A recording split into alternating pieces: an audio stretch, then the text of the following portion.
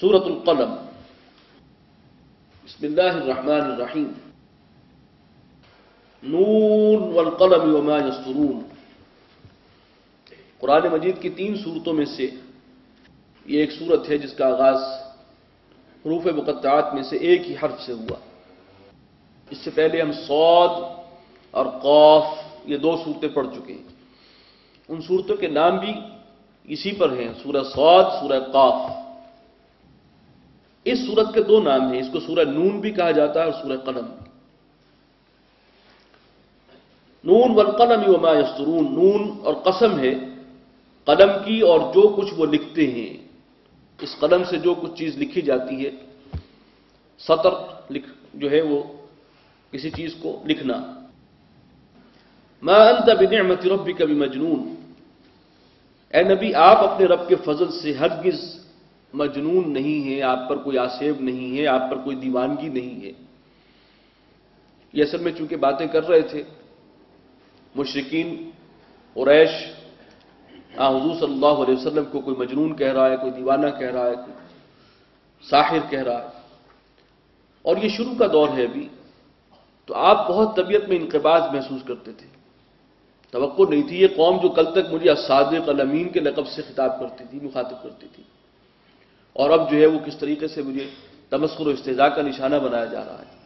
تو اللہ تعالیٰ نے آپ کو تسلی دی ہے، ما انت بنعمت ربک بمجنون، اے نبی آپ اپنے رب کے فضل سے ہرگز مجنون نہیں، آپ پر کوئی آسیب نہیں۔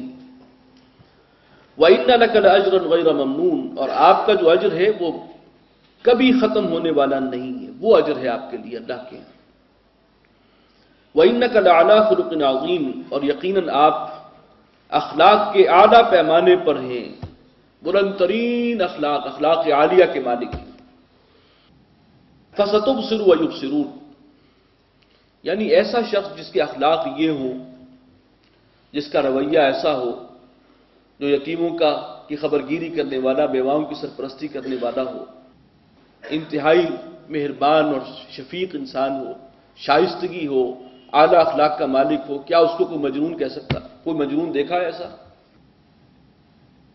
تو یہ آپ کی جو ہے آپ کا اس وقت کردار اور سیرت، یہی ان کے اس دعوے کی غلط اس کی تردید کے لیے کافی ہے کہ ہرگز ایسا کوئی معاملہ آپ کے ساتھ نہیں ہے۔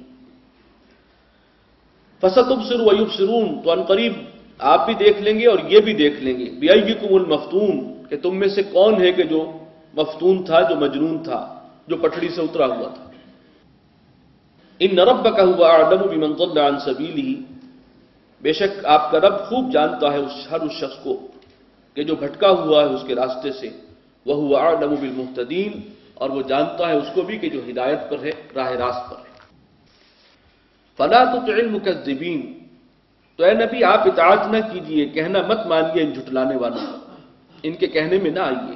وَدُّوا لَوْ تُدْهِنُ فَيُدْهِنُونَ، وہ تو چاہتے ہیں کہ کسی طرح آپ نرمی اختیار کریں، ڈھیلے پڑ جائیں تو وہ بھی ڈھیلے ہو جائیں، وہ بھی نرم پڑ جائیں، کچھ لچک آپ دکھائیں تو وہ بھی لچک دکھانے کے لیے تیار ہیں۔ وَلَا تُطِعْ كُلَّ حَلَّافٍ مَّهِينٍ، اور آپ ہرگز بات نہ مانیے ہر اس شخص کی کہ جو قسمیں کھاتا ہے، بہت زیادہ حلاف اور مہین ہے، انتہائی حقیر ہے، بے قدرہ ہے۔ حماز مشاء بنمیم، وہ کہ جو تانے دینے والا ہے اور چغلی کھاتا پھرتا ہے۔ مناع للخیر، اور وہ کہ جو ہر خیر کے کام سے روکتا ہے۔ معتد اثیم، حد سے بڑھنے والا ہے، گناہگار ہے۔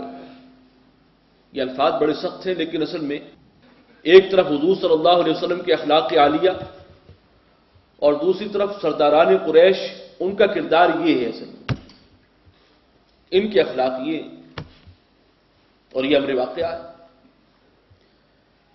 عُتُلٍّ بَعْدَ ذَلِكَ زَنِيمٍ، انتہائی اجڑ لوگ ہیں، اور اس سب کے بعد یہ ہے کہ مزید برآں بے نام ہے، بے نسب ہے، بدنام بھی ہے۔ یہ تمام ہی تقریباً سرداران قریش کا معاملہ یہ تھا، لیکن خاص طور پر ولید بن مغیرہ کا نام آتا ہے کہ اس کے لیے بطور خاص ہے یہ آیات جو نازل ہوئی تھی۔ اس کا ذکر بعد میں بھی آئے گا۔ وہ بہت قریب آ گیا تھا، حضور صلی اللہ علیہ وسلم پر ایمان لانے لگا تھا، لیکن پھر اس کی چودراہٹ اور سیادت اور دولت اس کے پاؤں کی بیڑی بن گئی، تو اس پر سخت ترین تنقید ہے قرآن مجید میں۔ ان کان ذا مال و بنین، اس نے یہ رویہ اس لیے اختیار کیا کہ اللہ نے اسے مال و دولت سے اور بیٹوں سے نوازا ہے۔ اذا تتلی علیہ آیاتنا، جب اسے ہماری آیات پڑھ کر سنائی جاتی ہیں، قال اساطیر الاولین، وہ کہتا ہے کہ یہ تو اگلوں کے فسانے ہیں، یہ کہیں سے محمد نے صلی اللہ علیہ وسلم سن لیے ہیں، کچھ داستانیں ہیں، کوئی قوم نوح کی ہے، قوم ہود کی ہے، قوم عاد کی ہے، بس وہی جمع جوڑ کیا ہوا ہے۔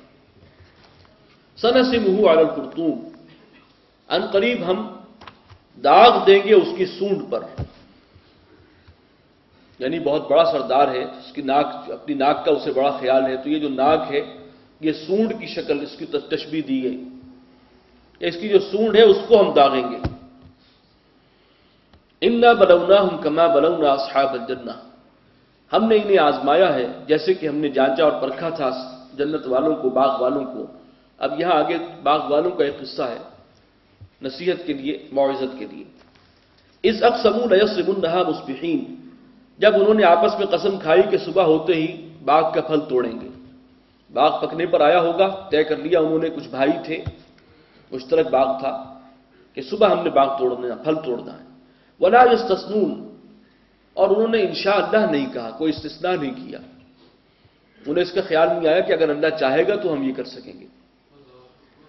فطاف علیہا طائف من ربک وہم نائمون، تو پھر گیا کوئی پھرنے والا اس کے رب کی جانب سے جبکہ وہ رات کو سوئے ہوئے تھے، کوئی آسمان سے کوئی بگولا آیا، کوئی باد سرسر کا جھونکا آیا، جو بھی تھا، کوئی آفت سماوی آئی، فاصبحت کالصریم، اور وہ باغ ایسے ہو گیا جیسے کٹی ہوئی فصل ہو۔ فتنادوا مصبحین، انہیں تو خبر کوئی نہیں ہے، وہ سوئے ہوئے ہیں، تو صبح ایک دوسرے کو لگے آوازیں دینے، ان اغدوا علی حرثکم ان کنتم صارمین، کہ ذرا سویرے نکل چلو اپنے کھیت کی طرف اگر تمہیں پھل توڑنا ہے، تو جتنی جلدی ہو بہتر ہوگا۔ فانطلقوا وهم يتخافتون، اب وہ نکلے ہیں اور آپس میں چپکے چپکے یہ بات کہہ رہے ہیں، اللہ يدخلنها اليوم علیکم مسکین، کہ دیکھنا آج کوئی مسکین تمہارے باغ میں داخل نہ ہونے پائے، یعنی یہ نہ ہو کہ ہم باغ کا پھل توڑ رہے ہوں اور پھر وہاں مسکین اور یتیم اور محتاج جمع ہو جائیں اور پھر ان کو بھی کوئی حصہ دینا پڑے، اس سے پہلے پہلے صبح صبح کام سے فارغ ہو جاؤ۔ وغدوا علی حرد قادرین، اور وہ بڑے عزم و حوصلے کے ساتھ نکلے تھے۔ فلما رأوها قالوا انا لضالون، جب دیکھا انہوں نے اپنے باغ کو تو فرسٹ ریئیکشن یہ تھا، انہوں نے کہا کہ ہم تو شاید رستہ بھول گئے، یہ تو کہیں اور آ گئے۔ بل نحن محرومون، لیکن پھر انہیں اندازہ ہوا کہ جگہ تو وہی ہے، باغ اب وہ نہیں رہا، تو کہا نہیں بلکہ ہم محروم ہو گئے، بد نصیب ہیں ہم۔ قال اوسطهم الم اقل لكم، ان میں سے جو درمیانی تھا، منجلا تھا، یا یوں کہیے کہ جو زیادہ معقول بہتر انسان تھا، اس نے کہا الم اقل لكم لولا تسبحون، کیا میں نے تمہیں کہا نہیں تھا کہ تم تسبیح کیوں نہیں کرتے، اپنے رب کو یاد کیوں نہیں کرتے؟ تمہارا طرز عمل انتہائی مادہ پرستانہ تھا، نہ تمہیں اللہ یاد آیا ہم صبح کل جو ہے وہ جا کر اور پھل توڑیں گے، اور نہ تمہیں جو ہے وہ دوسروں کا کچھ خیال تھا، بس نفسا نفسی، خود غرضی، یہ میٹیریلسٹک جو ایٹیچیوڈ ہوتا ہے، ٹھوس مادہ پرستانہ نقطہ نظر۔ قالوا سبحان ربنا انا كنا ظالمین، تو کہنے لگے کہ ہمارا رب پاک ہے، یقیناً ہم ہی قصوروار تھے، ہم ہی ظالم تھے۔ فاقبل بعضهم على بعض يتلاومون، اور پھر ایک دوسرے کی طرف رخ کر کے پھر ملامت کرنے لگے ایک دوسرے کو۔ قالوا یا ویلنا انا كنا طاغین، اور کہا کہ ہائے ہماری شامت، افسوس ہم ہی تھے حد سے بڑھنے والے۔ عسى ربنا ان يبدلنا خيرا منها، شاید کہ ہمارا رب ہمیں اس سے بہتر عطا فرما دے، بدل دے اس سے بہتر ہمیں۔ انا الى ربنا راغبون، ہم اپنے رب ہی کی طرف رجوع کرتے ہیں، اسی کی طرف رغبت کرتے ہیں۔ کذالک العذاب، یہ تھا ایک عذاب، ایسی تھی وہ آفت۔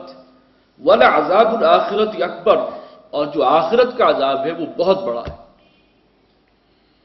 یہ تو اللہ تعالیٰ دنیا میں جھٹکے دیتا ہے جگانے کے لیے بھی، اب محسوس ہوتا ہے کہ ان کو تو ہوش آ گئی، یہ تو تائب ہو گئے، غلطی کا احساس ہو گیا۔ بہت سے لوگ ہیں